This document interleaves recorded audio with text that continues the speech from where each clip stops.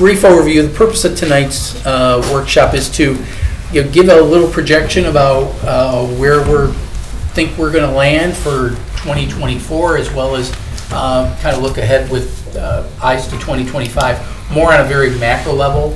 We are just now in the process of getting departmental budget requests in, so that's not the purpose of this. That's for a later workshop, but the idea is to give you an idea of where we think we're going to land. Typically, we show what the levy may look like, totally, unscrubbed before you get a formal proposal, and then get some rough ideas, comfort level with council based on everything you see, and then we'll take that back and, as I say, you will hear me say this numerous times, so otherwise we start. You will have a balanced budget when it's presented to you on October 18th, and that's our job. Getting guidance from you on how you would like those budget balance is part of tonight, but we also want to give you some of the reality check with personnel costs, which is why Assistant City Manager Fitzpatrick, HR Manager Benke are here to talk about those types of things, and just then answer your questions. I had mentioned this to the mayor, we have a closed session.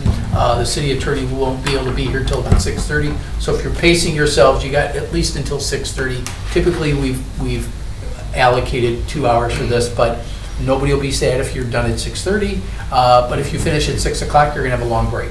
So with that, I'll turn over to Finance Director Collins.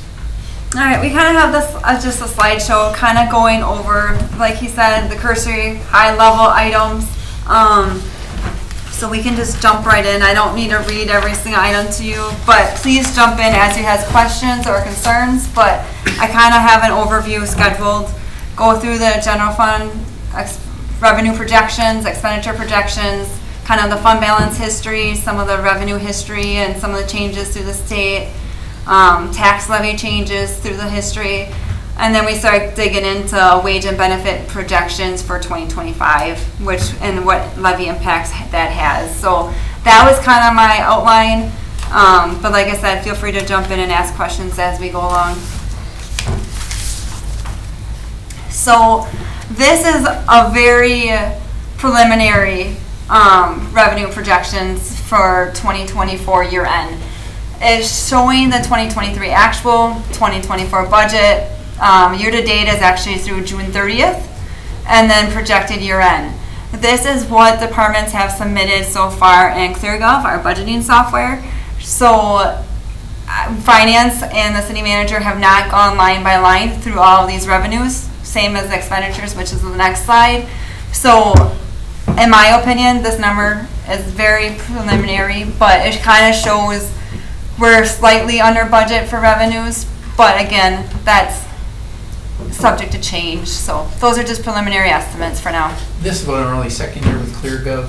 It is only our second year. So we haven't mastered it where we know where exactly things haven't been entered yet. So there might even be just some blanks that are in there. So right. This is just preliminary, but even with a preliminary, last year it was even worse than this. And then as the numbers came in, we're like, okay. So if we end up here, this wouldn't be too bad, but typically, with the kind of economy we're having this year, I would say normally we're going to be pretty close. Yeah.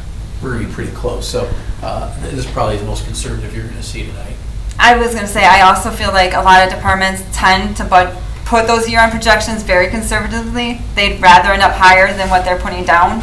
So I agree with that statement.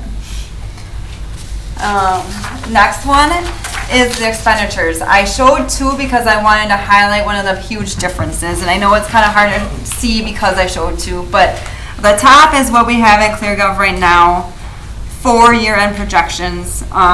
It's showing we're just under budget, but I wanted to really draw out the fact that included in those 2024 numbers, or in the 2023 numbers, I should say, you're showing $2 million of general fund balance going to debt service and $2.3 million going to TIF number 25.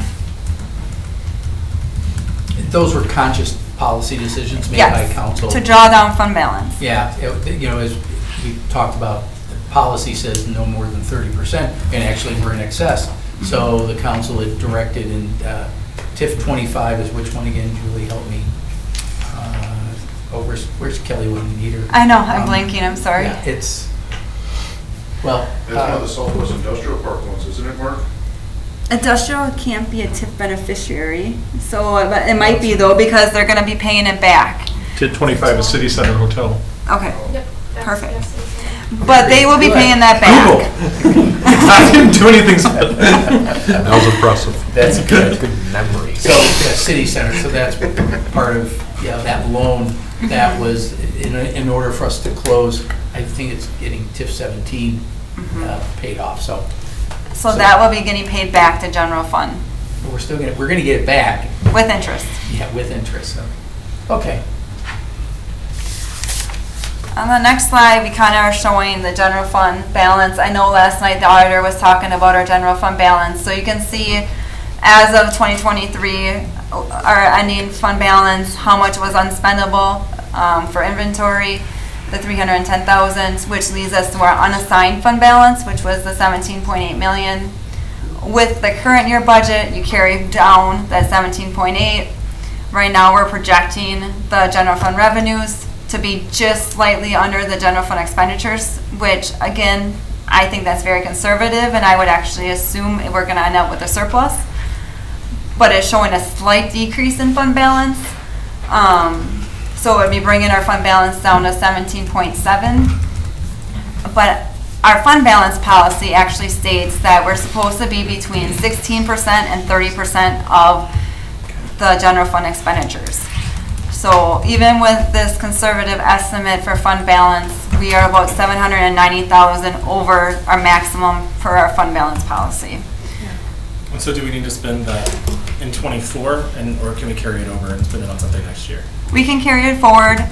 Fund balance, this is ideal for those one-time capital purchases or one-time, that was like that $2 million transfer to the debt service fund to help decrease the amount of tax levy that we needed to pay for the debt service. Or you can put it right into capital projects fund, so we take out less debt for the capital projects. Those would be great one-time uses. From an accounting perspective, does it make sense though to do it in '24 or carry it to '25 to do something with? Does it matter? I think it could be either or. Yeah, you're okay either way. Okay. And it's really just pointing out that 790, so, because of the loan, but as the loan gets paid off, that'll slowly ramp that up because that'll increase our fund balance. But just a little historical perspective, 10 years ago, we had already had this policy in place, and we were below 16%, and actually the council increased the levy by a slight amount to get us into that category. Since then, as the economy's been on a good roll, that number has gradually been going up. During COVID, it's because of personnel. We have so many vacancies that we can't fill that, we've saved money per se. And so, Julie's gonna have she's got other ideas up her sleeve regarding that because that's pretty historical. But you can see the numbers up there, so now we swung the other way and we should start drawing that down. I mean, I don't wanna go a lot under 30, but over 30 is unnecessary. And I'm looking at Councilmember Floam because when he was Supervisor Floam, the county had a very significant fund balance, even higher than this. Yeah. So it's okay to have a discussion and ask a question about what do we want to do with these excesses, but it's the one-times, debt-reducing moves that are really the recommended way to go. And this, Oh, go ahead. well, this might not be the minute to talk about it, but I am curious, so you can say, let's talk about it later, that's where I'm going with this. But I'm curious why, if we need to be between 16 and 30, why we wouldn't go to 25? If we see a shortfall, and I'm assuming that we end up landing in a place where someone says there's a shortfall. So just being conservative, that's the best answer I can give you. 25 is not bad. Okay. Now, if Moody's saw us take a drastic drop, they'd ask a question. Sure. If it was because we were overspending on our operating budget, they'd be very concerned. If we said we made a conscious decision to lower debt, they would love that answer. So it kind of depends on what you do with it. So that's why we keep saying one time. You do something one time, you're gonna be forgiven a lot, and Moody's is not gonna beat us up for that. I'd just add too, I think it gives council a little more flexibility rather than having a finite, hard number. So you guys have a little more wiggle room. Two parts. It's our own internal policy. So it's not that you want to break your own policy a lot, but it's our own policy. Would you say it's precedent? We've been above. You don't want to get too high either, because now you're keeping too much of the people's money and not doing anything. Well, and that's why I asked 30 versus 25. But it was a deliberate, as city manager Roloff indicated, 7 years ago when I got on, the fund balance wasn't that strong. And it's been deliberate to keep building that it's the rainy day fund. Sure. But also that it's been cheap to borrow for 4 or 5 years as a municipality. And we knew that that wasn't always going to last, and that we were going to get to the point, now-ish, that debt's going to be really expensive. So now, is there something that we have to do? It's not a want to do, but is there something that pops up that we have to do? That we should use this more appropriate than debt sometimes, or that we have that flexibility. We wanted to make sure that we knew it was going to come when, here, now, later. Yeah. One of those. What I'm hearing is this is a good problem to have. Yes. Yeah. Yep. A quick question for the city manager. When was the last time the city's found itself in a position like this, where we have, a larger undesignated general fund balance than we would like to have? Before I was born. It's probably as close to the answer as you're gonna get. We did not have the policy until about right after I got here, we did a fund balance policy, but it was only a minimum, and we were barely making it. But then things, we were doing okay for a couple of years, so we're in the 16% range, and that wasn't a problem.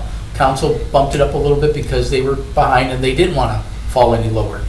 But we really haven't had the problem. All kidding aside, it's probably been years since we've had that issue. And the maximum, we have not had the issue until just very recently. I would say it's probably a very broad statement, but I feel pretty confident we've probably never been in this type of situation. So being over 30 is unnecessary. Is 25 bad? No, not at all. 25 would be still very good. I'd say anywhere between the 25 and 27% range would be, at least in my opinion, fairly good. And everybody has a different opinion to that answer, but is that bad? No, that's not bad. 30, it's unnecessary. I think it's like 32, 33%. I was gonna say, and if you remember last night, that was one of the slides that the auditor showed, is that the last 3 to 4 years, we were over 30%. And he was saying how good that was and how proud you should be of that, because he wasn't thinking about our fund balance policy. He was strictly looking at the Moody's rating and how that helps the city on the Moody's calls. We've made decisions, come November, deliberate, prudent decisions that have helped take care of some of those one-time expenses. We've increased debt payment. We've used cash instead of debt. So between now and November, I'm sure that city staff will be making some suggestions to us, or we may make a suggestion to them on how to bring that down just a little bit. One of the other things, and just by just a little more history, and I feel the urge to give history lessons these days. I'm sorry, guys. But in order for us to stay in compliance with expenditure restraint rules for the longest time, we created all these funds. A previous finance director, and Fitz knows who I'm talking about, he put up socks to represent, in his office, he put up socks to represent all these different funds. And it was like, if we have another expenditure restraint problem, we create another fund, put up another sock, and then we would funnel the money over there. So we have a lot of these funds that are supported by the general fund, but only by the levy. They have other revenue sources. The library is one example. Some of those funds don't have a fund balance at all. So when they have trouble, sometimes we need to bail them out. And we did that a couple of years ago. That was one of the things we did. But when we bailed all the funds out, it was a couple $100,000. It wasn't like it was, pardon? Sorry, go ahead. Please. No, it wasn't a gross, deficit or anything, but it was like, well, it costs a little more. Some of the revenues for the library or the senior center didn't come to pass. We lost a tenant. There used to be a tenant at the senior center. We lost the tenants. We lost, it was about $50,000. But for that fund, that's a lot of money. So we had to bail that fund out because they didn't have the rent. It's stuff like that, but that's another thing we've always got to keep an eye on. So when we meet with those departments, we're keeping a close eye to make sure that that's a problem. I know one for sure, the pool fund is having issues, and that'll need some help. So those are the types of things we might come to you and say, hey, we need some help with Pollock. And this may be a better question for later, but in terms of enterprise funds, which ones may need backfilling, if there are some? And you mentioned Pollock, and because of the entry fees there, that I guess would categorize this as an enterprise fund. For those, of all the enterprise funds that we have, which one's the best performing, which one's the worst performing? If you feel like that is a question better answered for later, we can answer it later. But Yeah. Fortunately, because of the regulatory requirements, the enterprise funds generally don't have a problem because there are such strict rules that are in place. We saw last night the water fund and the return on investment. And so, the water rates, it was interesting because the council has wrestled with the size of the increases in the water rates. But if you looked at his chart last night, you're like, oh, the rate of return's not that great, but we're doing okay. Well, but we had to do a pretty significant increase to just get ourselves in that area. So because of all the regulatory requirements we have with most of our enterprise funds, they kind of are forced to take care of themselves. You're not going to see the general fund bail out the water, sewer, stormwater utility. They are totally on their own. There might be, I'm trying to think of other enterprise funds. I think all the enterprise funds are doing pretty well. Like you said, for the most part, they're their own business entity. The Pollock Pool, those are more the special revenue funds, where it still relies more on the general fund for help randomly. Water, I think, has, out of water, sewer, storm, I think water has the lowest fund balance. But they are so heavily regulated by Public Service Commission, we really can only do what the PDSC tells us to do. When we're looking at rate studies, which we want to update again, coming up now, which as soon as we have time, is they have been also having that fund balance conversation. Sewer and storm have a pretty high fund balance. So when we work with Elders on the rate studies, we are purposely drawing down the fund balance, mostly in sewer and storm, a little bit in water. We have to maintain, there's different ratios that you have to meet. But they're saying, okay, instead of if you have $5 million of projects, we're only going to take out debt for $3 million. So they're putting that into those rate projections to slowly draw down that fund balance, but yet maintain the rate ratios that we have to meet. Does that make sense? yeah, it does. Does PSC regulate fund minimums and maximums for those? It does not, but it takes that into consideration when you do the rate studies.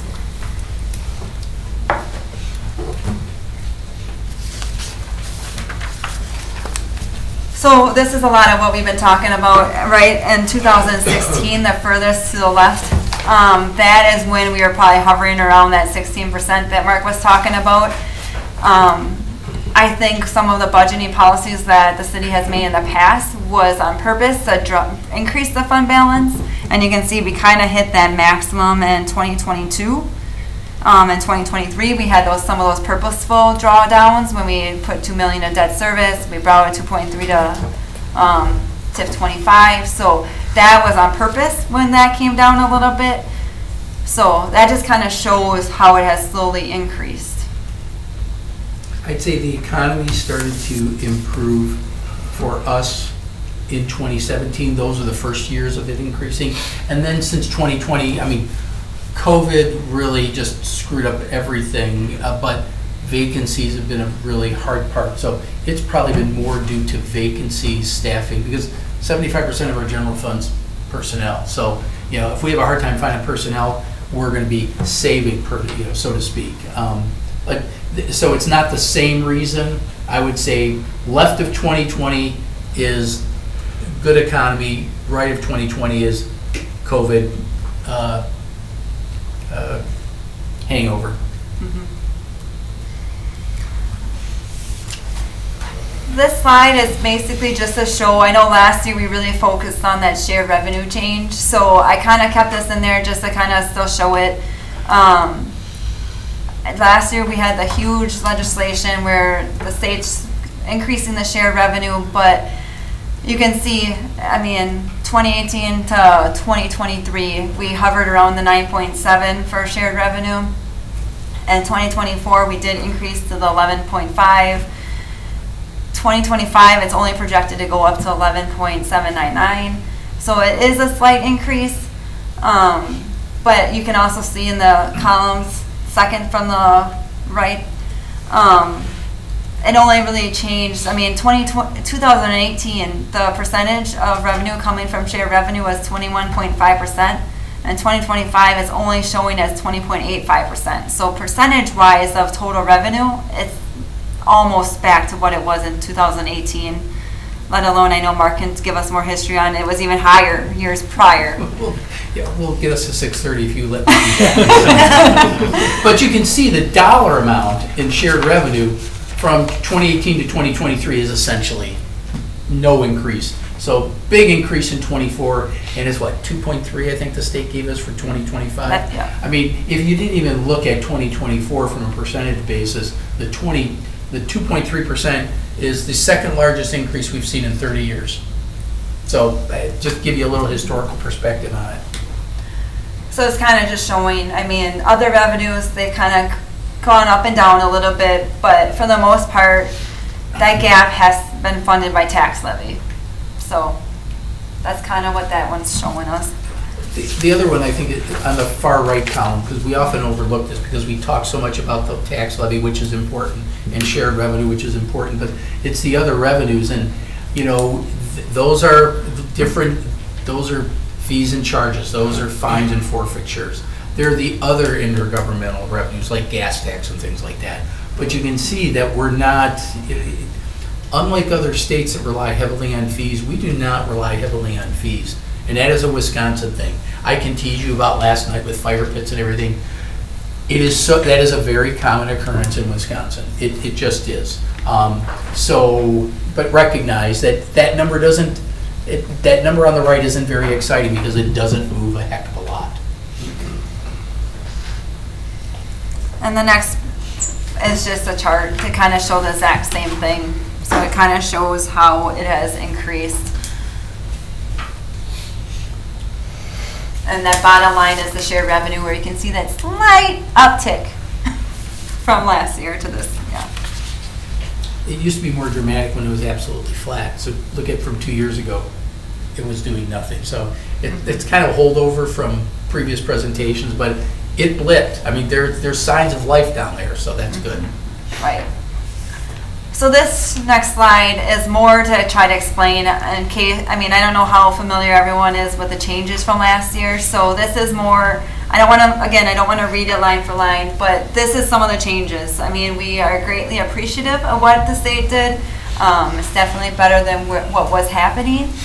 So we are appreciative, but you can see it's that slight uptick, but now it's based off of inflation and the sales revenue coming into the state. So ideally, instead of it pretty much be stagnant, we should be seeing that slight increase. From 2024 to 2025, the state said the sales and use tax revenue only increased 2.3%. So we got that 2.3% increase.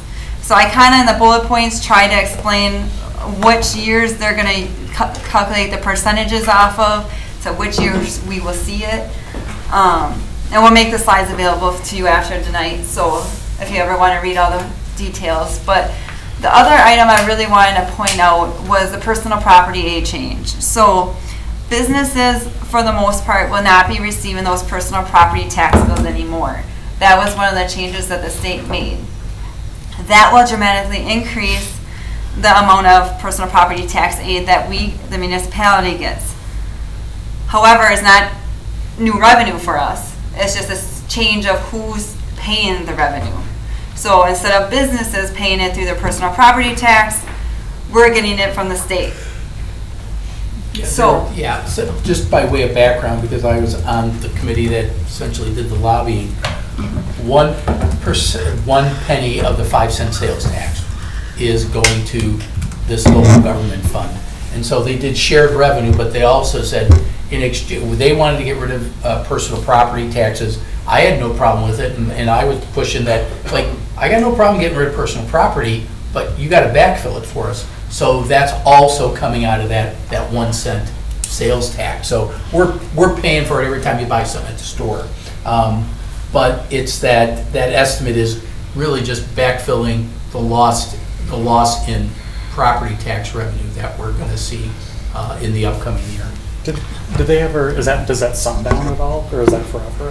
That's the next slide. Okay. So you just hold that thought. Just before you walk in, we're going over that slide. But anyway.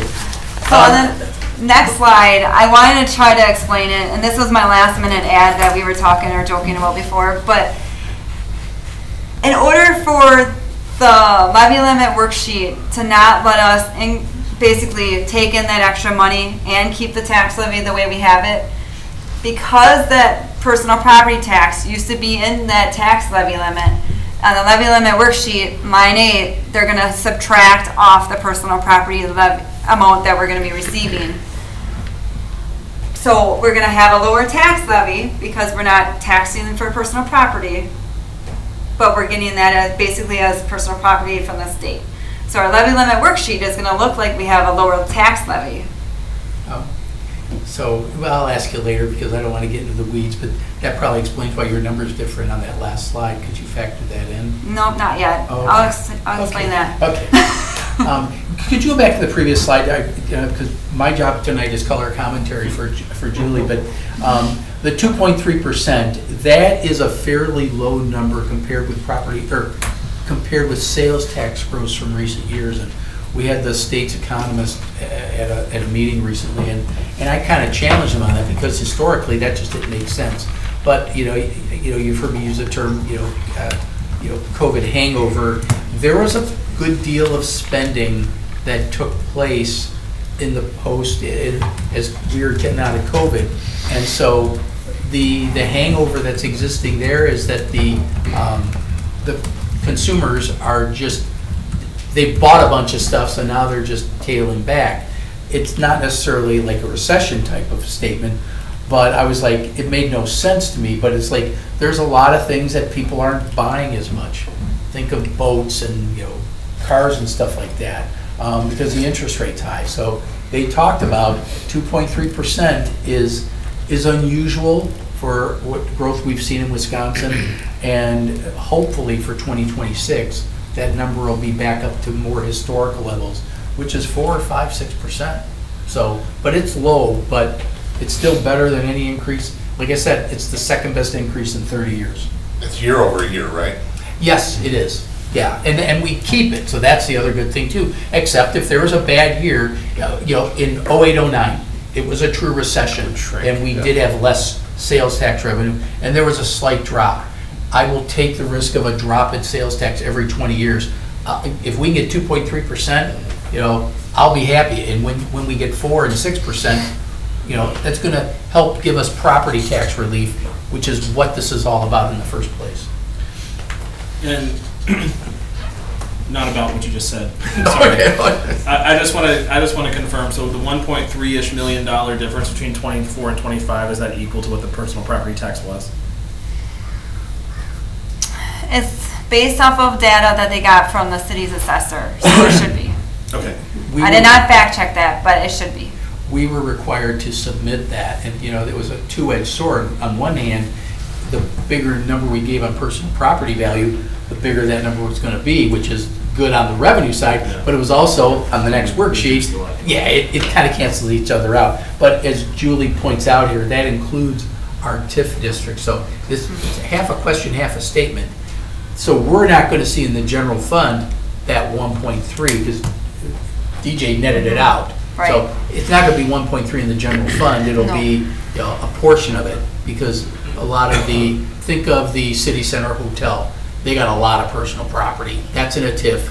That's going to go to the TIF, not to the general fund. So that's, did I state that correctly, Yep. Julie? Okay. So yeah, this was just the example of the levy limit worksheet, just because I wanted to make sure we are explaining the fact that that amount received from the state will be subtracted from what our levy limit would have been able to be. But that's also because that assessed value of the personal property is also getting taken out. So it should offset each other. Looks like the tax form, doesn't it? It does. And this, again, this is a holdover from previous years. Last year we used this really to drive in the fact about the share revenue change. I kept it mainly just to show what the percentages were in 2018, what they were in 2023 before the change, and what they were in 2024 after the change. That was kind of my purpose on this one. So everything we've previously kind of talked about at length. This one, unfortunately, is a little bit small, so I apologize for that. But on the first red box, we're showing that the city's tax levy has continued to increase. I put the red box on the levy amount, but you can also see 2 columns over is the percentages. The average has been about 4% from 2018 to 2024 on how the levy has increased each year.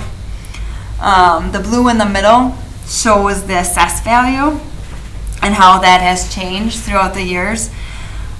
As the levy has increased, the assessed tax rate, which is the second red box, the assessed tax rate has also increased. That is because the property values haven't really been increased. So as we got further away from being at the equalized value, the tax rate or the assessed tax rate kept increasing with the levy increasing. However, if you look at the green, you can see the equalized value. So the equalized value is supposed to be more the market value, and that is why we just got done doing the revaluation, because we had to get closer to that 100% being closer to market value. So even as the tax levy has increased, you can see in green on my third red square that the equalized tax rate was actually decreasing. I know it's hard to see, but I mean, obviously what the taxpayers see is the middle column, but in actuality, if we were doing a revaluation every single year, which I'm not asking us to do, it actually would have been decreasing every single year, even with the change in tax levy, as the city's equalized value was increasing. Yeah, and the other governmental levels, county, schools, you can hear somebody say, well, we lowered our tax rate.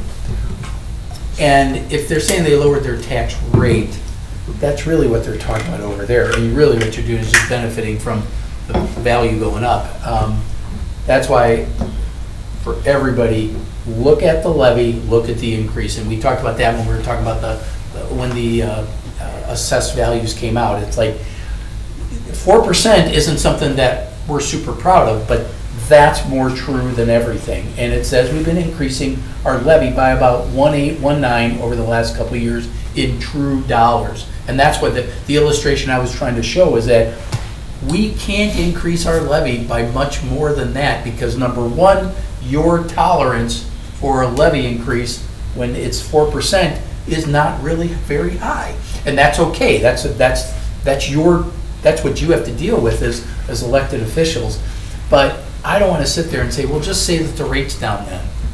I think that's just not genuine, and I don't want to recommend that. But, focus on the levy, and because the rate is going to plummet, because the rate will be about that equalized rate you see over there, 870. And what's the significance of that? Pretty much nothing. It's really meaningless. Your focus continues. I focus on the levy. That's what you do, and that's where you'll be responsible to the taxpayers. And if I hear any of you, and I'll be in retirement in a few years, I'll be a private citizen. You start talking about that equalized rate, I will call you on it. But I think that's a really good point, because I think we're going to have people that are going to see a dramatically reduced rate, but then the people that have a 122% valuation increase are going to see an increase in property tax. Absolutely. And we'll all get emails from them, and I understand it, but I don't think we as a group will say the rate dropped and look how proud we are of that. in the commercial properties that didn't go up as much, they won't call you. They'll call you about the stormwater rate, but they won't call you about the tax rate. The rate is the easy thing to look at. I think that's why we get hung up on it. I mean, I see, not to throw realtors under the bus, sorry, Paul, but I feel like I always see realtors saying, oh, come to Winneconne or come to some other city, their mill rate is XYZ, but it's really not a good figure for what you're I've never used paying. that. And not specifically you, but I know it's Paul. But if you do use that, you Yeah. really should be using that equalized rate, not that assessed rate that you see Sure. on the tax bill. yeah. It's just a tool. Anyway, This is just to drive the point home. So green is equalized rate, equalized value, sorry, but you can still see the difference. I mean, you can see assessed really hasn't changed, and you can see the rise in the equalized. And to the points earlier, I mean, the city essentially moved up an entire, at least residential moved up an entire tax bracket very close to it in the last revaluation. So yeah. that's why it's probably not the best tool to explain to citizens that this is why they're doing it. And the next slide is the rates. So again, back in 2018, they were only about 20 cents different between the assessed rate and the equalized rate. As our assessed value got further and further from market value, you can see the assessed value rising and the equalized rate dropping. So these slides are just to drive the other points home. And yeah, after the revaluation, we should be really close to that 870 for our tax rate.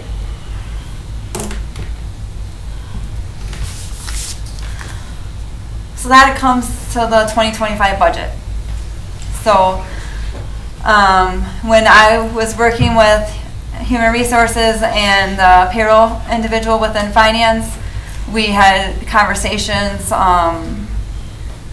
for the personnel assumptions that we currently have proposed for the budget. We use the contracted settlements for the represented employees. We have a discretionary allowance for non-represented employees. Right now, HR is recommending approximately a 4.25%, but we also figured out that each 1% is approximately $225,000. Estimated increase in health insurance is as high as, there's the other typo, it's supposed to be never mind, as high as is correct. Is as high as. Yeah, 6%. So again, as we get closer to the fall in November when we have to finalize the budget, Human Resources always gets better numbers, but for now, it could be as high as 6%.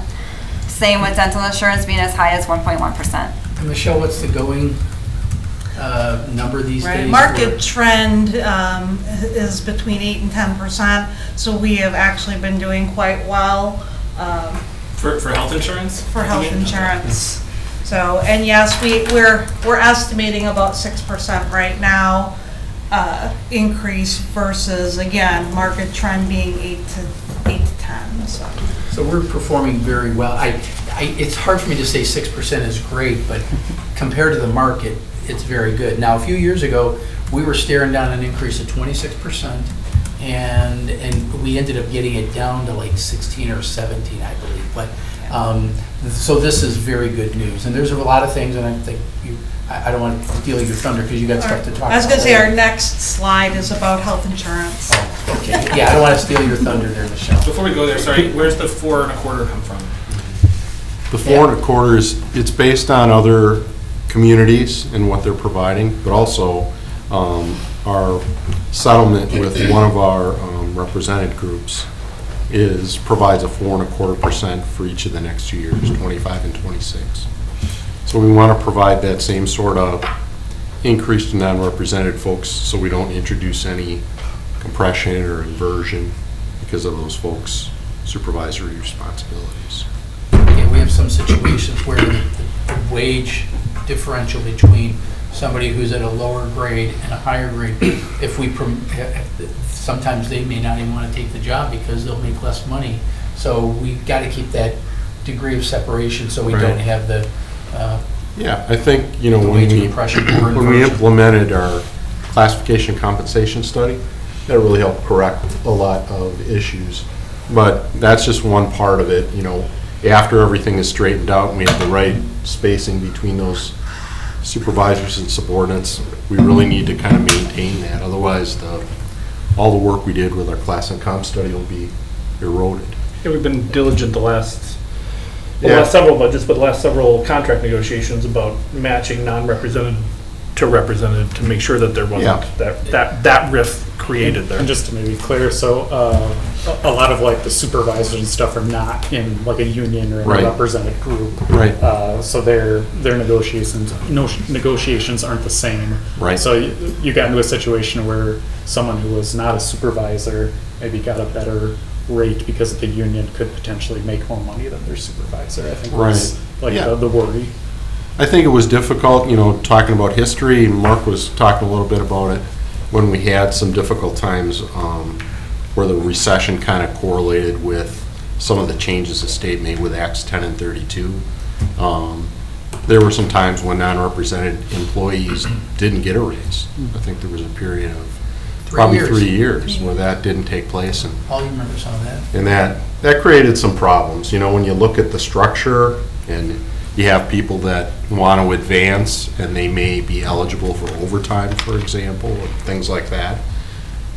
It's pretty difficult, you know, when they're having that family discussion about, hey, I'd really like to make this change and have this opportunity, but I'm going to be making less money, you know, and we don't want to go back to that because it really is discouraging for folks that want to advance and for us to retain them. So a couple full disclosure things. Number one, that 4.25 probably represents one of the biggest across the boards we've been proposing 25 years at least, maybe even more. That's one side of it. But as Fitz said, you know, our unions are seeing the biggest increases they've seen in that same time period. So Absolutely. It's keeping pace is one thing. Yeah, I don't want to, you know, But he will. I don't want to illustrate how cheap I've been and be responsible for negotiating agreements, but, you know, I've been here 25 years, and the highest increase that I can recall that we've ever provided was 4%. And that was as a result of buying concessions with health insurance. So, you know, these are unique times that we're in right now. And I know a lot of you, you know, in places where you work know it's difficult to, it's one thing to recruit employees, but it's another thing to retain them. And that's an important thing that we always have to keep in mind. I'm not opposed to the 4.25. I wanted to ask the question though, because I know people at home are thinking, you know, on the private side, I got a 3% raise, or I got a 2.5% raise. And so my company, for example, with 12,000 employees, we were required by private equity ownership to maintain a 3% increase year over year. So I just don't want to hear people to see 4.25 and think, what are they doing with my money? But I think that's a really good explanation. And as we know, the benefits of government work are not always salary. And so I think this makes sense. And just, you know, for way of background with respect to the union contracts, we had a new contract right at the beginning of the pandemic, and the wage increases were much lower. And then the market just kind of swung. So the unions are sort of late to the table, so it's been partially a catch-up type of thing that we had to do, and that's what the market did. When we adjusted the wages for the non-reps, we're like, well, we got to keep pace with the unions. The unions didn't get a lot, so the non-reps didn't get a lot. But now, in order to keep that same pace, we got to do the 4 1/4. With that said, when I say we got to do 4 1/4, I want to restate that. We are putting in that as our assumption for now.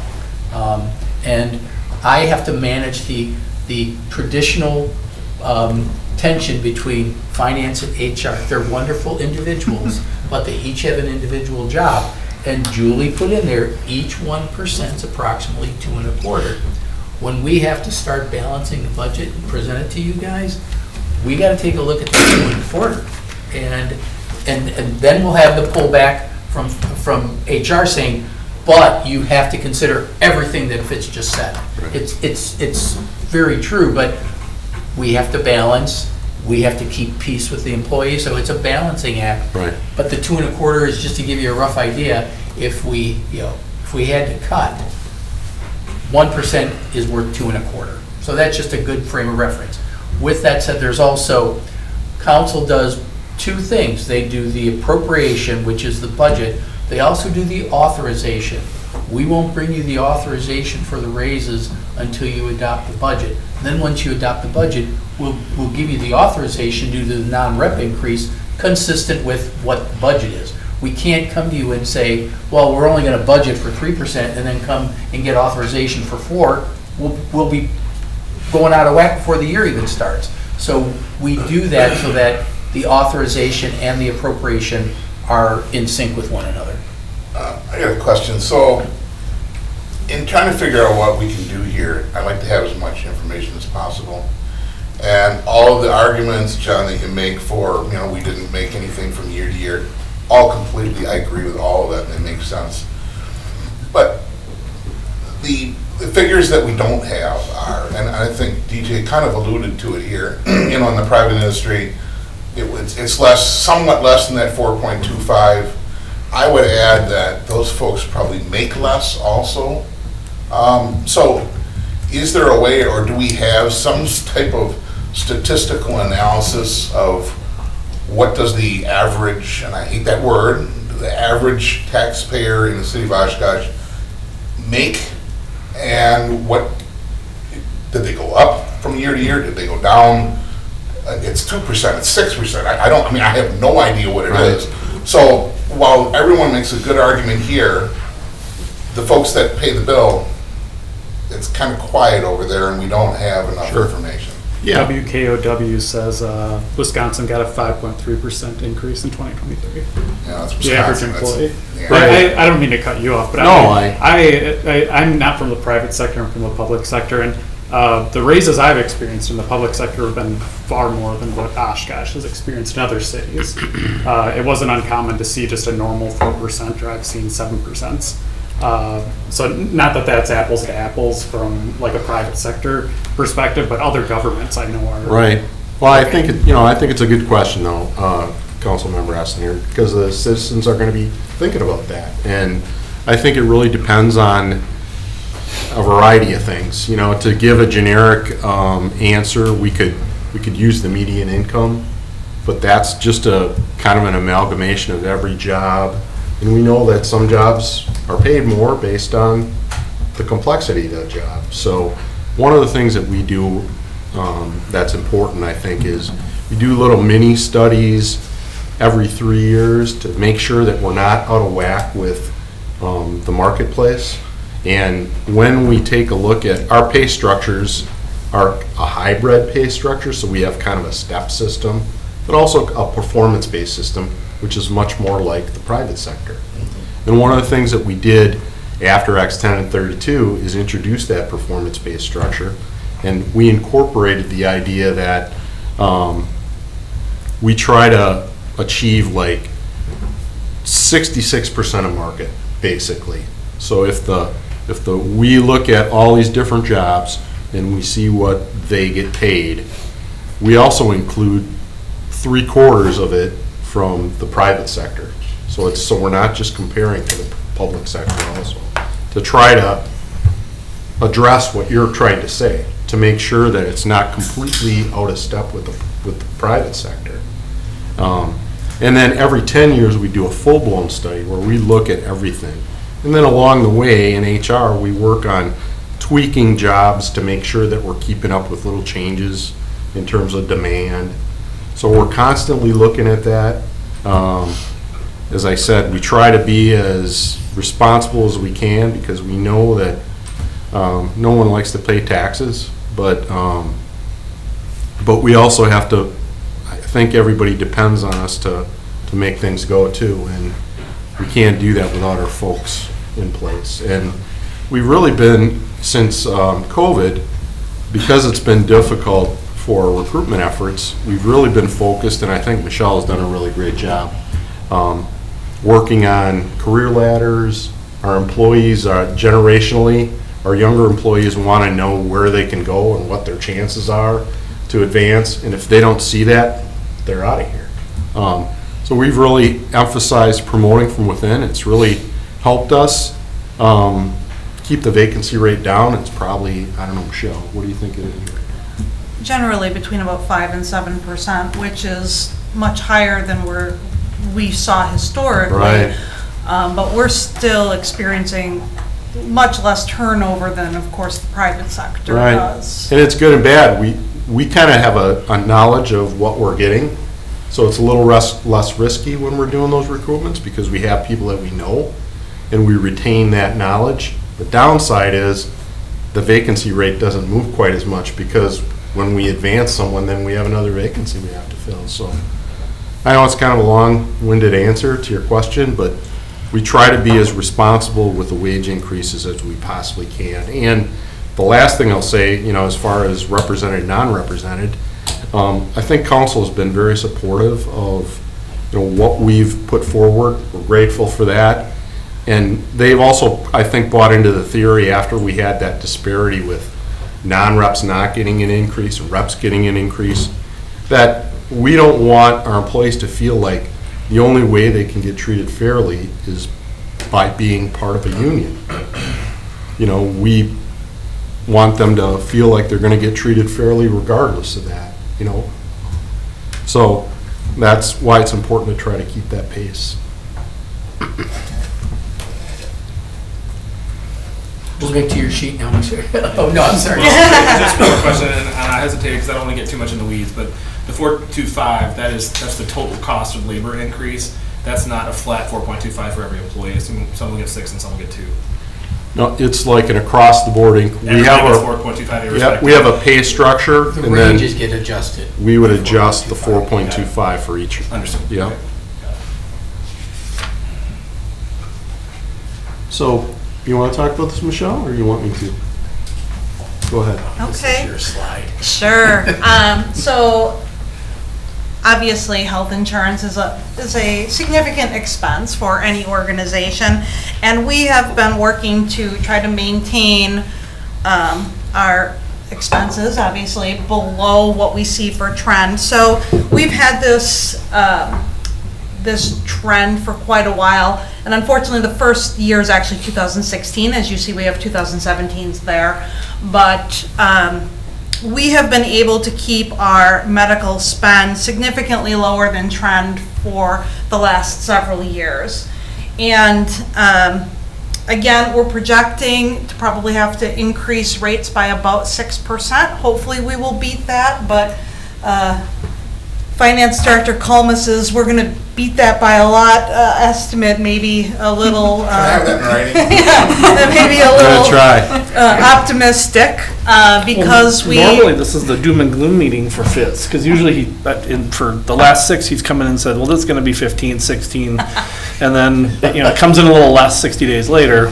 So if we're coming at 6, coming in Right. less 60 days later. I think we will be. I'm pretty confident we're going to beat 6.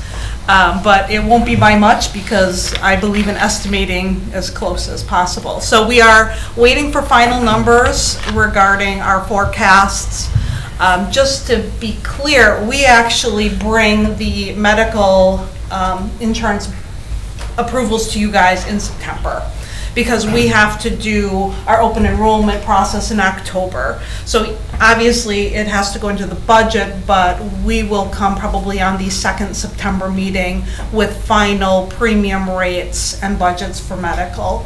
And again, we think we're doing quite well. We're also utilizing our near-site clinic that we share with the county and the school district. And we think that has helped us mitigate some of our cost increases over the years. And we're in a great, well, not a great situation, but we're in a situation where we're at capacity in our current location. And we are working on moving into a larger facility and being able to hopefully offer more services to, again, further mitigate future medical cost increases. So I think I mentioned it a little bit last year for those who were in my meeting from a budget standpoint, and we think that's going to come to fruition very, very soon. So, Right, we're partners. For people that don't know, we're partners with the county and the Oshkosh Area School District, and we actually, it's hard to believe, but The clinic is going to be 10 years old this next year in 2025. We first opened it in January of 2015, and I think we were the first city to have a near-site clinic, although the private sector has had, on-site and near-site clinics for years. I think the public sector was reluctant to get into the employer-sponsored clinic business just because it's a little more out there. It's a little more of a risk associated with it. We're grateful that the council trusted, the idea that we brought forward 10 years ago to do this, and I think we mitigated the risk a little bit by partnering with the county and the school district. And, looking at that chart that Michelle just talked about, just to provide a little more color on there, that orange bar is the trend, or the orange line, and the blue line is what our actual costs are. And if you kind of go across that first row where it says actual per employee per year, you can kind of see in 2016 it was $18,099, and we had implemented the clinic in 15, and you can see how even though the trend was 8% going upward, we actually reduced our cost per employee in 2017. In 2018, we're going down instead of not going up 8%. 2019, we're pretty much holding steady. We went down even further in 2020, and then we're back up to 15, almost 16,000. We didn't get back to 2016 numbers until 2022, and I think we had a period of time we were self-insured for the longest time here, which means the city is kind of we're our own insurance company, and then we have a separate insurance that kind of helps us protect us from catastrophic claims. But I think it serves to illustrate that the clinic really helped us. And when we were in a period of fully insured, when those costs really went down, the council supported the idea of us switching off of self-insured, and the fully insured insurance companies kind of held us up as a model for them. They're like, hey, this is the city of Oshkosh, we want you to do this too, and we'll give you this fully insured rate. So we kind of capitalized on that, and we thought since the increases were going to increase, we're moving up a little bit further. Mark alluded to that earlier when we had a larger increase. It was time for us to go back to self-insured because we can manage the budget a little bit better. There's not as much change. But the clinic has really helped us, as Michelle indicated, and I think our employees have really done a good job supporting that. And then the partnership with the county and the school districts really helped too. I think the reason it's expanding is because as the employees become more comfortable with it, it sort of becomes word of mouth. And the school district has actually done some things that we're going to take a look at. They've done things to try to direct their employees over there because that just saves them money, and it's essentially the clinic is no cost, so there's no deductible or anything. So you can either pay a deductible over here or go to the clinic for free. And at first there was hesitation, but then as time has gone on, we're bursting at the seams at that clinic. It's called Three Waves Clinic. It's over there on Ohio, right at Witzel. So it's just, can you go to that clinic? No, because you're not on the city's insurance. But because of all of us, it's doing real well. And I think for the better part of a year, you've been evaluating doing the expansion, and you're getting close. Absolutely. We knew at the end of last year already that we were out of room, and if we want to increase our services, we need to do something different. So yes, we've been working on this for the better part of a year. Is there an affiliation with that clinic? I mean, it's not Aurora or Mercy or anything like that? Or? No, when we started the clinic and we did an RFP and we asked people to express their interest, but we thought it was important to try to provide a little bit of independence from some of the clinics that we have in the area. I know not all health insurance models operate this way, but oftentimes there's a desire to have patients move into the specialty areas, and that's really where the increased cost is.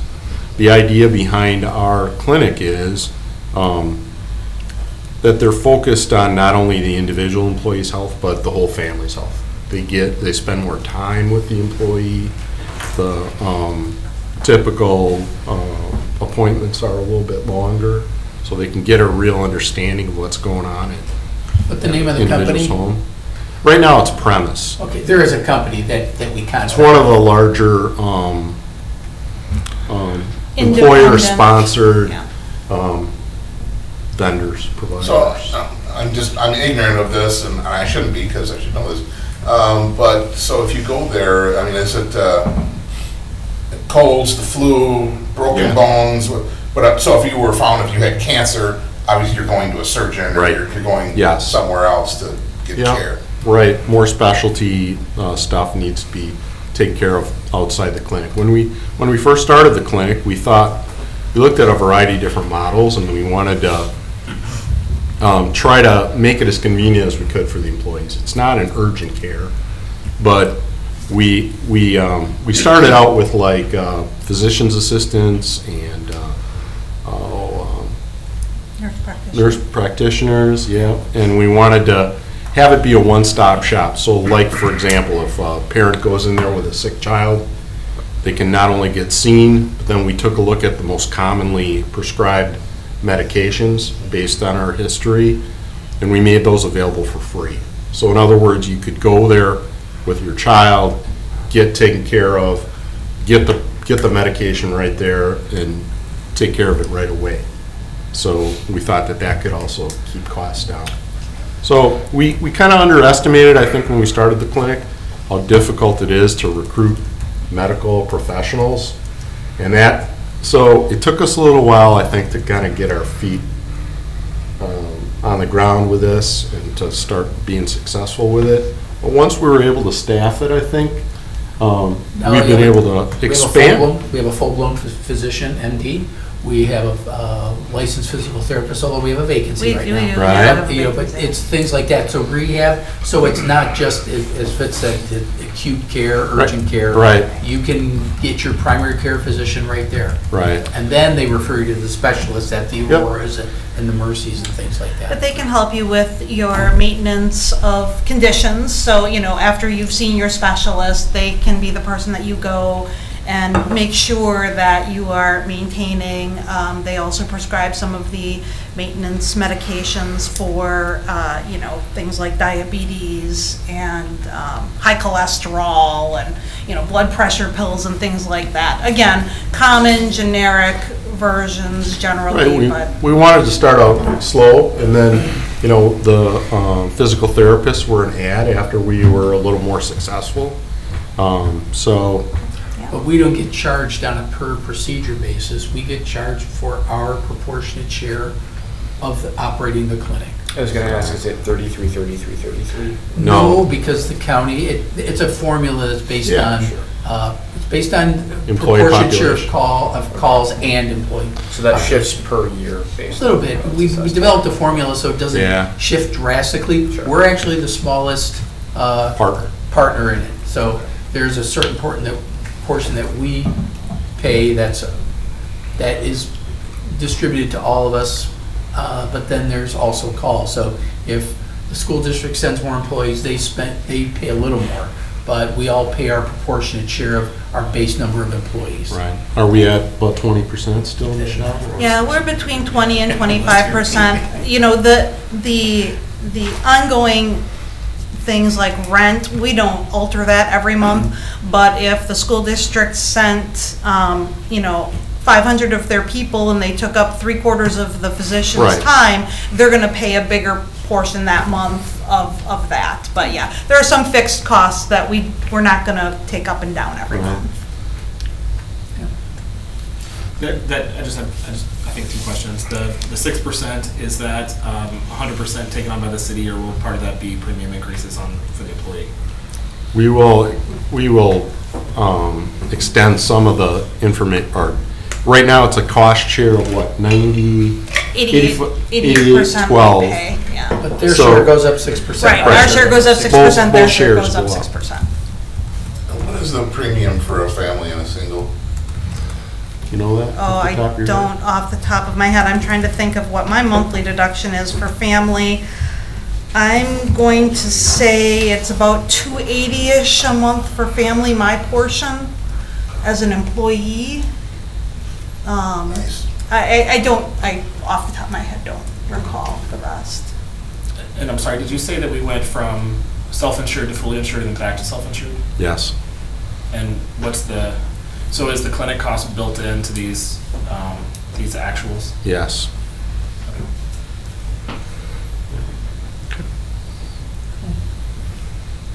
Any more on health insurance before I switch back to projections? She wants to get back to the real stuff. That's real too.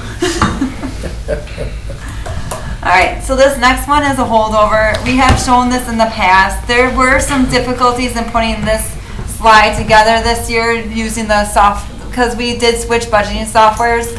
This is our second year using it. So the challenge we have is the 2024 numbers are year-end projections. So that includes position vacancies throughout 2024. So you're not comparing apples to apples. So that is why on the bottom in the gray you'll see the higher change percentages, because the 2024 numbers shows some of those vacancies from positions not being filled the entire year. The 2025 numbers are showing budgeted numbers, including the projections that we just talked about that are subject to change, but it's also showing no vacancies. So you're not comparing apples to apples, but because we've shown this in the past, I still wanted to show it. But I also wanted to throw in the big, huge disclaimer, you're not comparing apples to apples. Because Michelle, you said, our vacancy rate's about 5 to 7%. Correct. So which you can figure would, that- yeah, account for That upper number is probably approximate difference. understated by 5 to 7%. Right. So then on the next slide, I think this is the one that we usually spend the most time on. This is kind of that 1,000-foot view.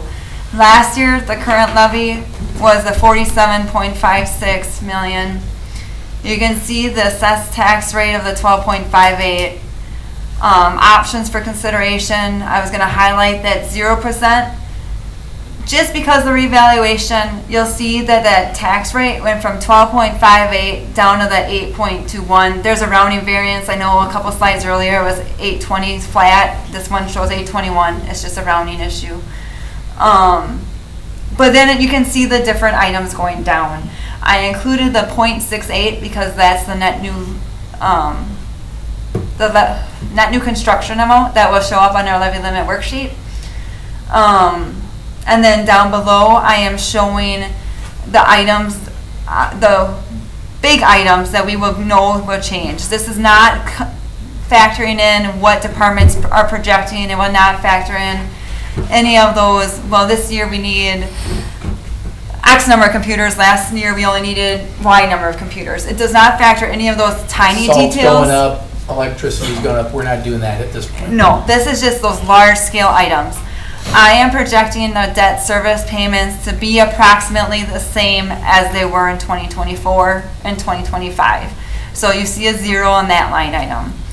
For represented employees, we're showing just over $1 million that we're expecting to see wages increase. For discretionary increases, this is where we threw in that projected figure for non-representative, just under $1 million. Health insurance, the $640,000. That brings us to the total increase in spending of just under $2.7 million. Last year, we wanted to call out the huge increase in the shared revenue. So I kept it in there, even though it's not as large as it was in the prior year. But the increase is about $267,000. So that brings the net increase in levy to be about 2.4, just mainly off of wages, personnel and benefits. So that's kind of the slide that we've shown in the past. And the gray kind of to the right, it shows what that does to the tax rate. I talked with the assessor, and the median house value, residential value was just over 200,000. So I wanted to show the impact on a $200,000 house depending on what we did. So this is the slide where we've kind of used to gauge the council's appetite for what kind of increase to the tax levy, or what are you thinking for the tax levy? So when we start meeting with the departments, we know what our aim is at, what the goal is. So, any questions on how I came up with the numbers? Otherwise, this is more a conversation slide. Yeah, I mean, there's a lot of revenues that can change, and there's a lot of expenditures that can change. So this is really isolated to property tax and shared revenue. They're our two largest, so that's why we do it. That we go through this exercise just to give you an idea. But it's, it's probably a good 70% of our revenues, to give you a rough idea. So it covers most of it. And this covers about 3/4 of our expenditures, because debt service and, well, even more than 75%, because 75% is about personnel. So you add debt service, it's the bulk of our expenses. But things like contracts, salt, just big ticket items that change. Other insurance, liability insurance, workers' comp insurance, which isn't reflected here. Those things are in that aren't reflected here either. So it's just an exercise to show that if everything else was the same, this is where we would be landing. And obviously, given the track record, the levy has gone up 1.8, 1.9 the last few years. Fortunately, the fact that there's no increase in debt service anticipated, that's a first for a number of years. So that's good. And I think part of it was the council's decision. In 2022, they were like, the interest rates, we tried to take advantage of the lowest interest rates possible. So we actually borrowed in advance a little bit. About 7 million. Yeah, something like that. So that probably is that's probably the benefit of waiting or doing it early. But that's good.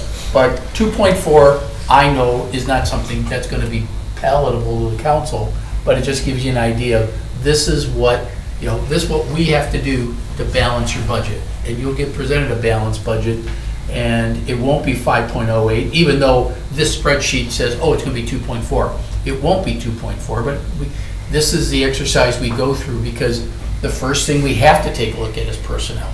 And then the other things we look at are revenues. What are the revenues? If we get gas tax goes up, that's great, but gas tax, if we get a couple $100,000, I'd be surprised. And James is only here to be a spectator this evening, but gas tax, a couple $100,000 is probably the best we've had Yeah, I in a wouldn't good expect year. too much of an increase in the general transportation aids. Those have been holding very steady the last few years. And everybody knows gas usage and gas prices, so that's, that has a lot to do with gas consumption. The more electric cars, the less gas tax we get. It's just reason. So You note expenditure restraints not accounted for here. So what's the limit there? What's the concern there? Again, that was a holdover. I think we just wanted to make sure it was shown that that's not in there. While we're doing the budget, we have to make sure that we abide by expenditure restraint. I don't think there's any huge projected increase, so I think it would be maintained about the same. Okay. We just also have to make sure that on the expense side, we keep within the limit so that we don't lose the expenditure restraint. Yep. Okay. Does this model assume that we're fully staffed for all of 2025? yes. And you said we're typically 7 or 8% vacancy rate? Yep. So we can 6.5. 5 to 7. So 5 to 7, so we can cut 7%. And I understand it's not really a cut, but we can cut 7% from what the actual will be. Every once in a while, 5 to 7. we've done what we call salary savings, which Yeah. is sort of a negative expenditure. Gets a few people a little nervous, but it doesn't get the finance director nervous. But we know that we have a vacancy rate that is is a fact. It's a Right. statistical Yeah, fact. employees get nervous when we talk about that kind of stuff. Yeah, because too, they but, think there's, the budget's yeah, being we're cut. It's gonna like, cut employees or something. we're just facing reality. Right. And we do that. Does this also assume 100% take rate on the health insurance? No. It's based off our current usage. Yeah. They're pretty good about, if they're using it, they're accounting for it, they're not saying 100%. What percentage is the take rate? Quite high, I would say in the 85% area. Okay. What's the dollar amount on the 7% assumption of vacancy? 170,000. But that's, you're 7% people, right? Not 7% dollars. Right. Yes. Right. Yeah. Right. So it's gonna, Yeah, it depends on the mix, but. Yeah. And another variable in there is which department. If you're talking police and fire with the vacancies, a lot of times they get really frustrated with finance when we start talking about putting vacancy savings in there. And it's not just Oshkosh, other places have had the same issue with me. Because a lot of times they need to maintain their minimum staffing. So if they have any vacancies, they're filling it with overtime. So when finance comes in and say, let's be realistic with they're like, no, because we might need that in overtime. So it is that delicate balance because in finance, you're right. When we had vacancies this year, that was a savings, that's gonna hit the general fund balance. Police, you can't necessarily save that. They might have a higher overtime because of it. But we're not really overstaffed anywhere. Where the savings that tends to come from is the benefit side. Health insurance, we've got, 5% vacancy, well, that's 5% folks that maybe aren't taking health insurance now, and that adds up fast. It's not only the salary, Yeah. it's It's all another those. probably 40% benefit factor. Yeah. I don't know what it If is. you take the high end of 70% that we're sitting around that. So, yeah. Yeah, I mean, there are certain areas, excuse me, there are certain areas of the city where you can't have a vacancy. The refuse trucks, every one of them's got to run daily. The buses, every one of them's got to run daily. But, if you have a vacancy in public works, if it's snowplow season, you got to have all the trucks filled. Is it other times of the year, can you get away with vacancies? Yeah, there's a little more flexibility, but if anything, James makes sure that, the salt shed's filled and the trucks are filled with people and the gas is plentiful so that we can do that season. Do we have a little more flexibility come summertime? Yeah, and he has to manage that, but, people will get pulled off of the street to do garbage trucks because, that's a no-fail type of operation. So, and police and fire are similar in that regard. I guess my point is 2.4 isn't really 2.4. Right. Right? No, it's a And good way those are the other wiggle rooms. So you're peeling back how we Yep. balance things. So It's a good way to describe it. But it's true. And this is just really an exercise because, what's the next slide, Julie? It's really to go back to this. It's not to get off. Yeah, what's next? So I think we can go back because that's Right. where, this is our last slide for you for discussion purposes. And, obviously you can see what a levy, a certain percent of levy will raise so much revenue and it will create so much of an increase. And that's assuming a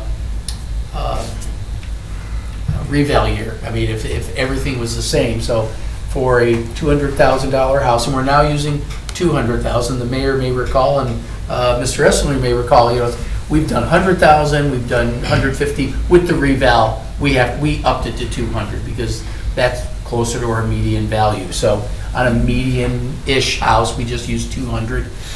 Even for halfway down the list, 3% is $1.4 million. That's a little lower than what we've raised it in recent years, and I do that for illustration purposes.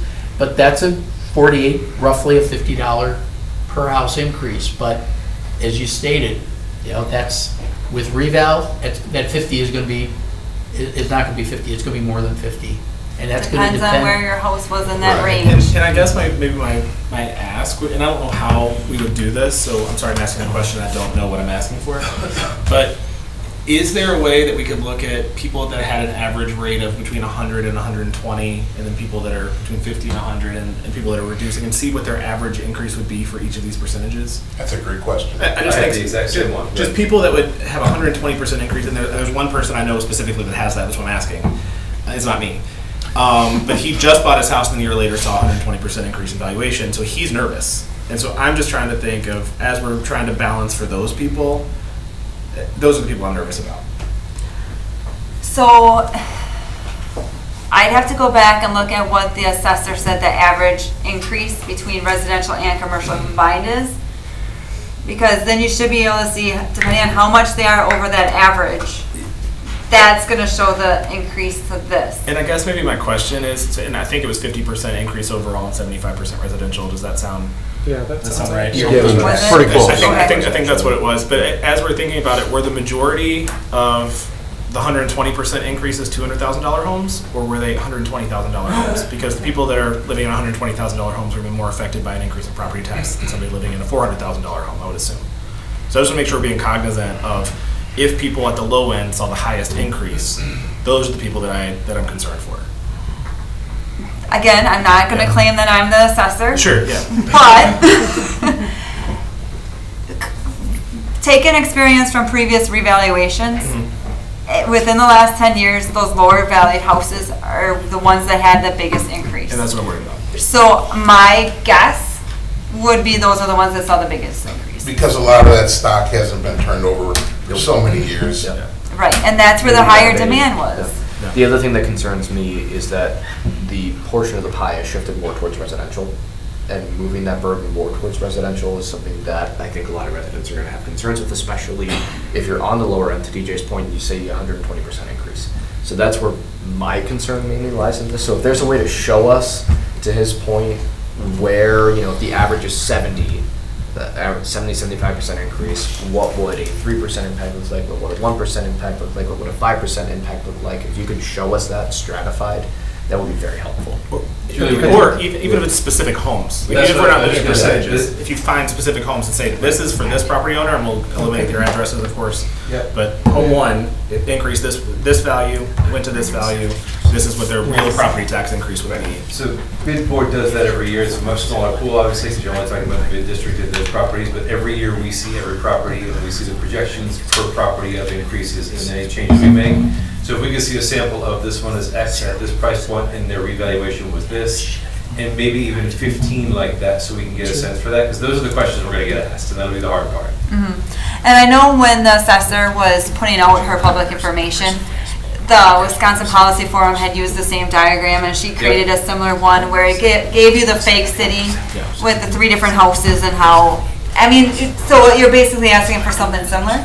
I'm asking for real people. But real people. I want to talk about real life situations, because those people that are living in the $140,000 house that got revalued, they have 3 kids that also, groceries cost more, gas costs more, property taxes are going to go up according to what's proposed right here. I just want to make sure we can talk about Joe Schmo. Hey. John Doe. Describing my house. I want to make sure that we're talking about real people and real circumstances as we're making decisions about those people and those circumstances. And this would be the right year to have that as a guide, because I know that's where we're all sort of focused. This is all important. We need to get to the same place for the same reasons. Yeah. But this is the year to be really cognizant of what that does to everybody, right? I think it's important for us to be educated on this since it's a reval year, and I just don't feel comfortable moving forward given the core CPI inflationary pressures that we still see until we see that from. So Mark, if I remember correctly, last year you were looking for a range or a number that we could tolerate, and I don't know that you're going to get it this year until we get more information. I have looked at if other communities have done something like this, and I haven't found anything. I haven't. It's a really hard. And I went through a very, very cursory exercise with Julie, and it's like my confidence level is not super high, because I think a lot of it depends, even the lower ones, which I think statistically they're supposed to be higher, which is a concern because those are the lower income folks. But even that, it depends on when they bought their house you know, how long they've held on to it. It's just all these weird factors, so. And then when you take the personal property value out of the tax, I think it's gonna be even harder to predict because that's a bigger portion of the tax. I mean, granted, it's supposed to be a smaller tax levy, but a bigger portion shifting from commercial to residential. So in my head, I'm trying to figure out, will that impact it as well? But also, the person with the $550,000 valued house might have a boat and 3 cars, and the person in the $150,000 house probably doesn't, right? So we might be able to compare it that way. And while it might be hard, I mean, you're not gonna like that, I'm gonna say this, but just because no one else has done it doesn't mean we shouldn't try. And so I'd really like to. And if we can pull real people and real houses, I mean, we have thousands of houses to pick from. It'd be great if we could just pick some and talk about I think that's the circumstances. easier way, is to Yeah. pick an exact Pick the example. exact- I don't think you can do like a generic 75%, Yeah. because everyone's not, but I think picking like exact examples, not that you guys can use my house if you want, but I don't know. It might be weird using people we don't know, I don't know. No, I think we anonymize it, and you could say this is a real house in Oshkosh. But then we can end up saying in our next budget meeting, house number 2 is going to be more affected by this than house number 4. Right, that's the good enough information, even if it's X amount of increases per price category of home, and there's 3 of those, so there's 9 examples, that's enough data to make this work. And it'll be a projection, so I hope you understand that Yeah, that goes with plus and minus, right? Yeah. Yeah. Exactly like that, the percent increase in levy Yeah. that equals this amount for this person, and the increase year over year would be really valuable. And I understand that this is something that hasn't been done before, but I feel like if we're creating a budget and reevaluating, we owe it to residents to see this, because if we don't, then they're gonna be asking a lot of questions, and saying, well, my property value went up by 90%, 120%, why am I seeing this? Because some people felt they got sticker shock on those revals. So if we can do a better job in explaining this to them, and especially while we're doing our deliberations, that would be very beneficial. Matt, you look like you ate a bad cheeseburger. What do you think? I'm trying to digest where you guys are, how you guys are going to use this information to make your decision. Because you're going to make a levy impact decision based upon the value of a home. And I understand, I'm picking up on the whys, right? Oshkosh is a low-income community. 40%, 44% of the kids in Oshkosh, in the school districts, are free and reduced lunch. I know what that means. But you're assuming that the people that live, I don't know how to say this right, and I don't want to say it wrong. You're making assumptions about their income levels based upon the house that they own. And I don't know that that's a fair thing to do, because people could live live way beyond their means, and then we assume that they can just handle a bigger increase because they have a bigger house. But then people who are living well within their means. So I can clarify a little bit where I'm coming from. It's not about income for me, it's about the competitive advantage or disadvantage of paying a rate that is a fair rate based on the value of your home in taxes, period. That's it. But we're not what gonna- you can afford or not afford. But we're not gonna be staggering that rate based on. Yeah, No, you can't no. stagger. No. But we want it's to have an fine. eye on the increase or decrease based on the revaluation and what that does to the different category of home. For me, it has nothing to do with income.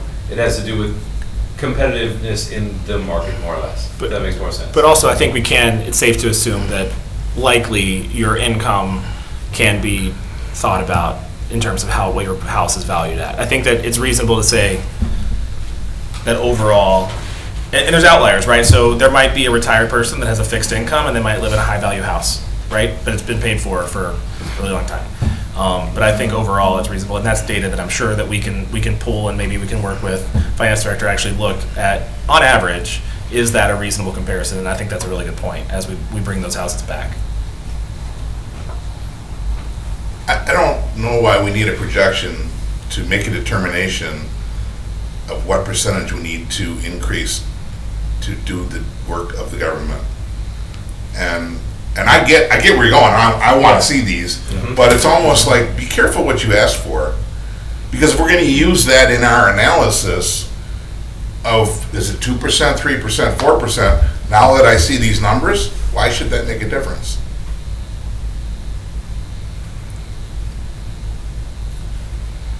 I understand that. I think maybe the 2%, 3%, 4%, I can throw a dart and hit one of those numbers. I'd welcome others that have done this process before.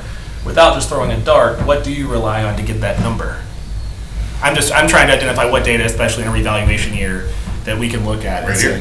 Well, but we can pick a number and we say, okay, well, because we want 3%, we have to reduce wages by X percentage. And I guess I just would like some sort of data talking about real life people to say, this is what the actual impact is going to be, just to inform how we pick that number. That's what I'm going for. Others might disagree. I don't think it's a sole document that helps us determine a tax rate. It's good for context. I understand that it doesn't, precisely indicate where people are in terms of their income. You could have somebody who's living in a $100,000 house who makes $200,000 a year and they just don't want to move. You could also have somebody in a larger house on fixed income. For me, it's not so much saying that we're just solely going off home values to determine tax rates. It's good for context, especially in a reval year. And at the end of it, we could say, okay, we know this is gonna impact house number 2, which is the low value house that increased 122%. We know it's going to impact them the most, but we're still going to go with a 5.8%. But I think Jacob's point about context, at least understanding what that means to a real life human, is great. Other than the people sitting around us, because we can all do our own math.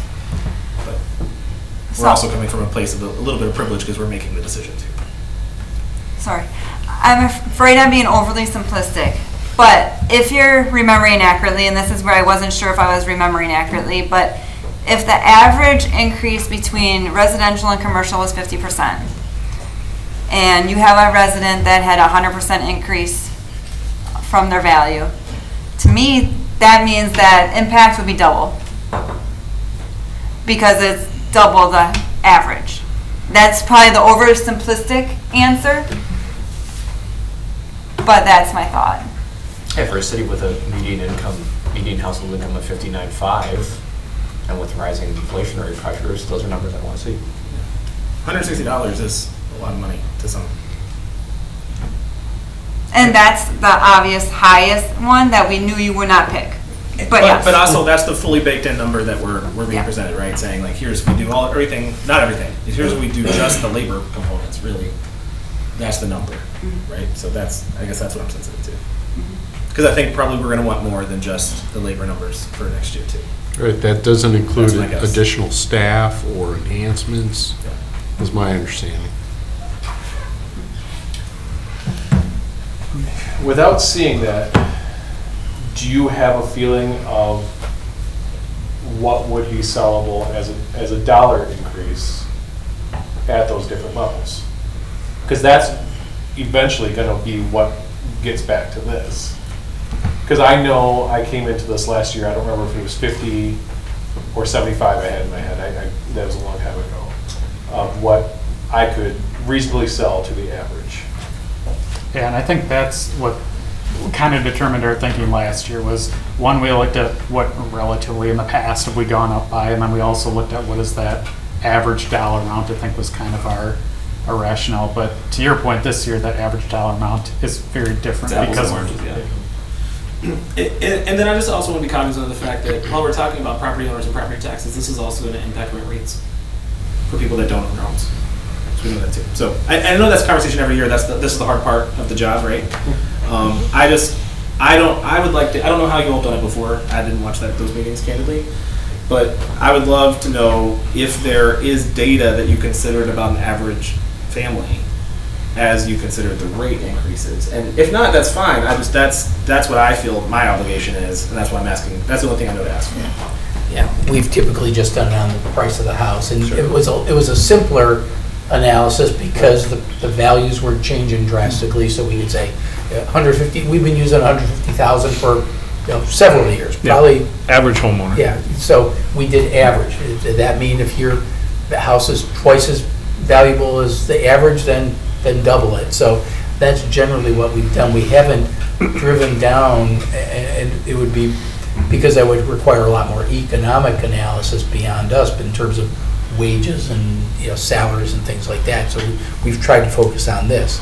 This has generally been accepted, but the panic level with a reval just changes everything. And what we know, and Councilmember Escalera's brought this up at a prior meeting, we don't know what the school district is going to do. We don't know what the county's going to do, and the technical college is going to do, right? So this $82 at the high end is not actually $82. It's just us. That's just us. And so I'm just trying, and we have our valuation means that there's a greater impact. But if we're gonna talk about what Paul Esslinger said, like he also just mentioned, and he's right, that doesn't affect what it costs us to run the city. Absolutely. I don't disagree. I don't think anybody's sitting here saying that let's just go with the budget shortfall because it impacts everybody. I mean, Absolutely. we still, I mean, Or if the- we or have a if the- city to run at the Or end if of the day. school So, board's yeah. gonna go high, we need to Right. go low. Right, we can only control, we can control, and we still have to fund operations fully. But I want to be able to look a resident in the eyes and say, I consider your 122% increase when I decided this. And yeah, I'm sorry. But I did consider it when we did this. There's a secondary unknown this year because the increases are so different for different people in different places. I think that's the ask for me to be able to explain that portion of it. If we, next year this will be easier, right? Because there will not be that secondary piece that the people who are going to charge money literally do not know about yet. I wouldn't go to that extreme yet. We're getting some preliminary stuff from the Department of Revenue. Our commercial assessments aren't in line with what their numbers are, and we're taking this up with our commercial assessor. Our internal folks do just residential. Sure. And they're saying that our commercial Didn't go up enough. didn't go up enough. And so. Which would reduce the burden on residential. Correct. Which increased it for this round, but we may have to do a full revalue, and I don't want to panic everybody, but we may have to do a full revalue because we're at about 89%. Now, that doesn't seem bad, but we went from 60, high 60s to high 80s. We're still out of 10%. So in their eyes, it's as if we didn't do a reval. Only on commercial though. They are viewing, everything's got to get redone. Now, we can do what we did a few years ago, and that's what we're evaluating.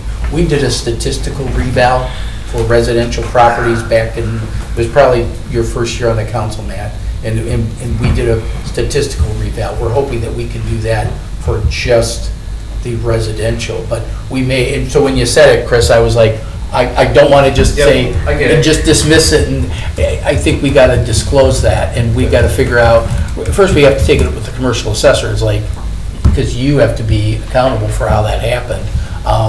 But everybody might fall into that, but if the idea is that commercial's too low, then the commercial will readjust, the residential is going to adjust for really just 1 year, so it could shift a little bit back, because we went from 59% of our value was residential to 67% of our value.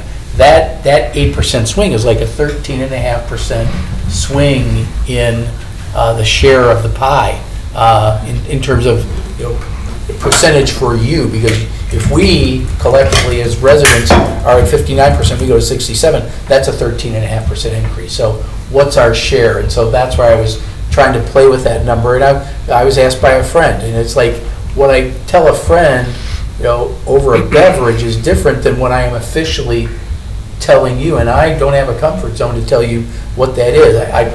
It's not that we haven't given up, but it's like, my confidence level isn't high, and so I can tell that to a friend, hey, my confidence level isn't high, but that's a different thing. So we've got to, so going back to Chris's statement, it's like we have to, we may have to do a full reval, but that means statistically we just do a residential statistical reval, so we aren't running out into every house again. That's not necessary, but we may have to do the commercial reval because it just didn't do what it did. Julie wouldn't have forgiven me if I'd let your statement, Chris, just go by unanswered. I know, I looked right at you like, who's going to say it? I'm gonna say it. Not as dramatic as this year. Okay. Is that better? Correct. Okay, good. For residential. One second. Yeah, So- that's something that the You're fine, go ahead. commercial So Director assessor Paulus, will- two quick questions, and I appreciate your candor on these. Lynn Number walked in one, perfect time. you understand what she's aware. many of them are asking for in terms of that. How difficult will that be to provide? Is that something that you feel pretty confident that you'll be able to knock out? I can play and see how accurate I think it is. Okay, thank you. So, I mean, let's say in my, sorry, Carl. No, I was done. If I have house XYZ that's projected to be $225,000 this year, if I were to multiply that just by that 854 or whatever it's going to be, that's going to get me my tax bill, right? Or divided by 1,000, right? I mean, that Yes. generally speaking, that'll give me my tax bill, right? Yes, I think part of the question that was being asked was, what if your house was only 100,000 last year? then they wanted to see what was that increase. So, but I mean, we all got our assessment notices, right? I mean, this is where I'm saying if we take exact examples, we all got our assessment notices, everybody could take their house and multiply by these options. The data's there. Yeah. You could say. And I mean, staff could too, I'm just saying it's. What we could do based on, and that's a really good point, we could say, based on a tax rate range of 821, but I'd want it, do you go all the way to the 862? I know you're not going to approve that. You know you're not going to. It's a simple spreadsheet. Throw in 1, 2, 3, 4, and 5, and I can see it all. I think you're over. I think we're making it more complicated than it has to be. It's a spreadsheet formulation, and the data's there of last year's assessed value. We know what last year's tax rate is. Here was that tax bill for that property, and then now here's this year's valuation. House one, house two, house three. 1, 2, 3, 4, 5. It'd be great to have those quantified boxes to be able to see what the metrics were that moved within those, but that's the hard part. The individual property shouldn't be that hard. I know Well, and, family.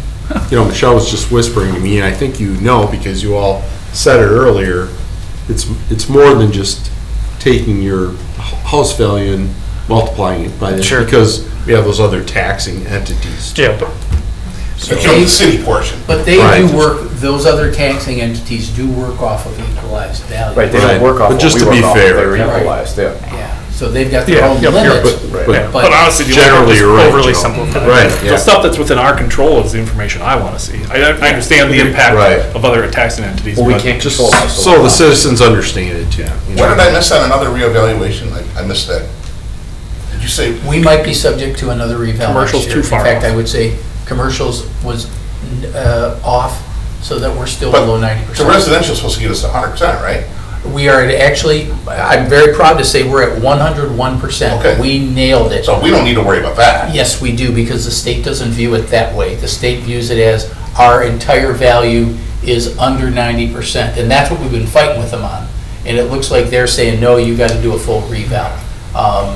And we're like, Well, that's insane. Well, so what just we're doing. closed that 5 minutes That's ago. okay. The idea is, what we believe is because our confidence level in our residential value is so high that we can do a statistical analysis to conduct the residential portion of our evaluation. Carl, so I guess you didn't like your answer. I don't like the answer at all. But because of that, I think we can do a statistical revaluation without a great deal of cost.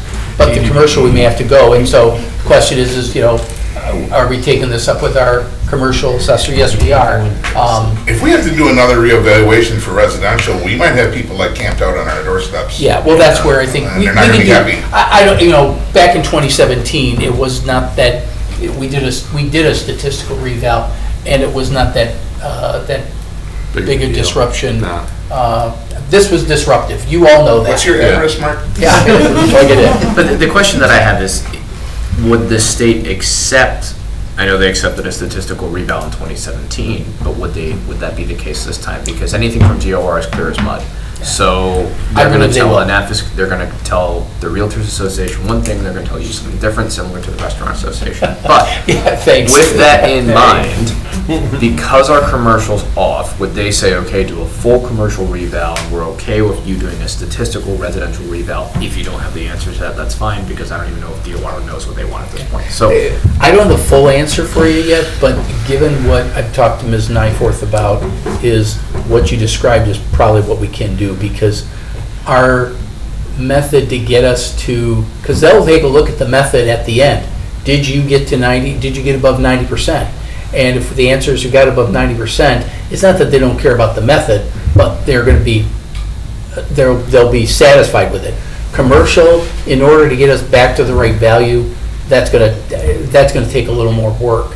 And that we're probably going to end up with a different assessing firm, just to kind of get that. I would hope so. That's sort of an obvious Yeah, one, the other one would pay for it. That's just, what happened was unacceptable, period. I think I remember for commercial valuation, we valued them all three different ways. Is that? For commercial, yeah, you use all three methods. So we used all three methods and then it was still wrong by 11%? Yes. Okay. Short answer All right. is yeah. It's like I Just can't. wanna make It's sure I like understood that right. yeah. But so we're down around 80% for commercial. It's actually off by 20. Yeah, okay. I love it. Yeah. Overall. Technically, they're off by Okay. 20. Yeah, and we're off by 1%. So for residential, we nailed it, and I will say, that's our staff. Yeah, that's awesome. Our contractor, I don't know, Lynn, can I say blew it? I just did. It's like, our commercial, Did not perform very they well. did not perform to our satisfaction. Our satisfaction was, you get within, you get close to 100%. So anyway, we're going a little off, but Yep. So trying to wrap up a little bit-ish. Julie, do you have enough direction on what we chatted about? So what I'm gonna ask, though, is that, you may not like this part, it should be fine. Next council meeting, that this council has that information, whether it's in the packet or not, and that then this is an agenda item for that night, discussion for council to have openly regarding that topic, and it may be a second meeting after that, before we can give a little bit better direction, but council needs to have that information. I'm hearing that very clearly. And I would like to have that at the first meeting in September, so we can have that discussion then.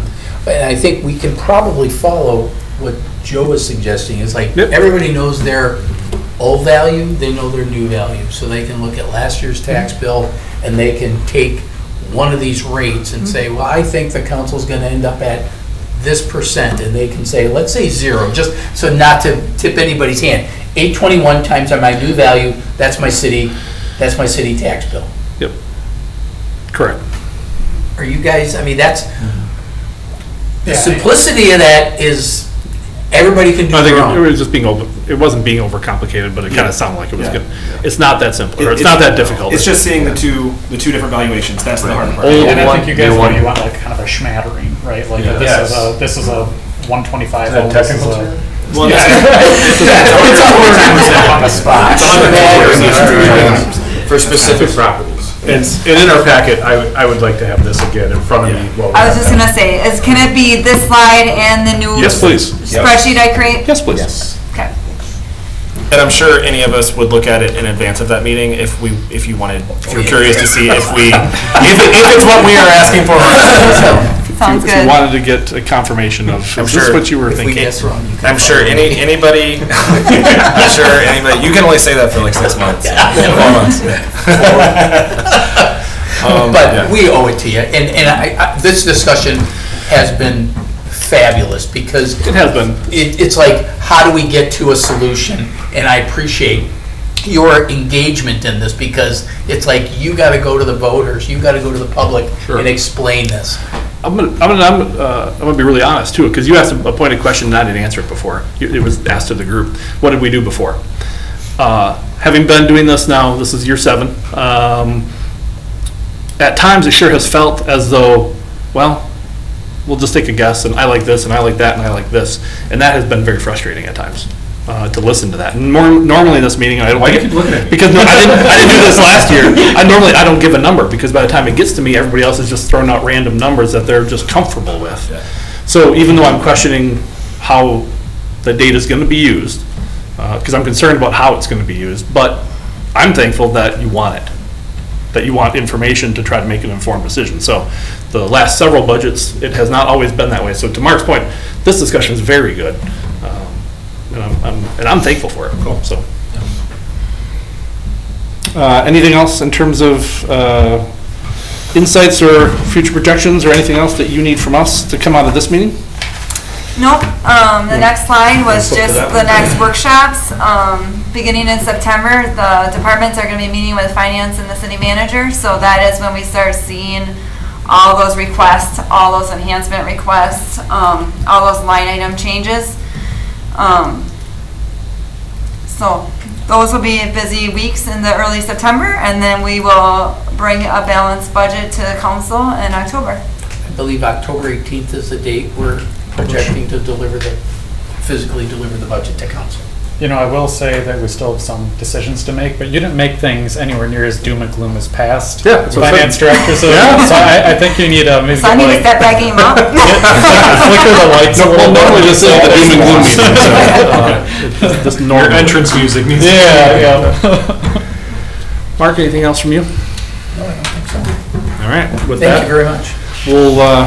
we'll adjourn the workshop. I do need. I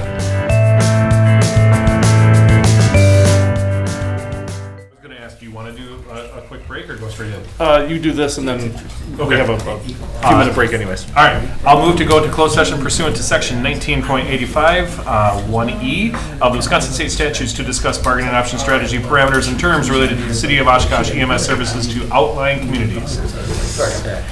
I hear a second. Any discussion on the motion? Seeing none, she'll take she's not here to take the roll. I will take the roll, because we gotta take the roll on that. Diane, Diane is here. just alcohol. Right out here somewhere. Diane, Diane, Making the motion. you're up, Captain. Hold on. You got the time, 6:51? Already moved and it was moved by Carl, seconded by Esslinger. Thank you. There was no discussion.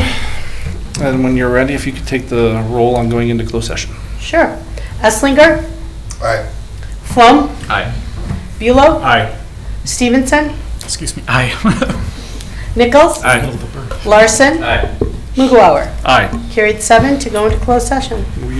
Workshop is adjourned and we'll meet 10 minutes.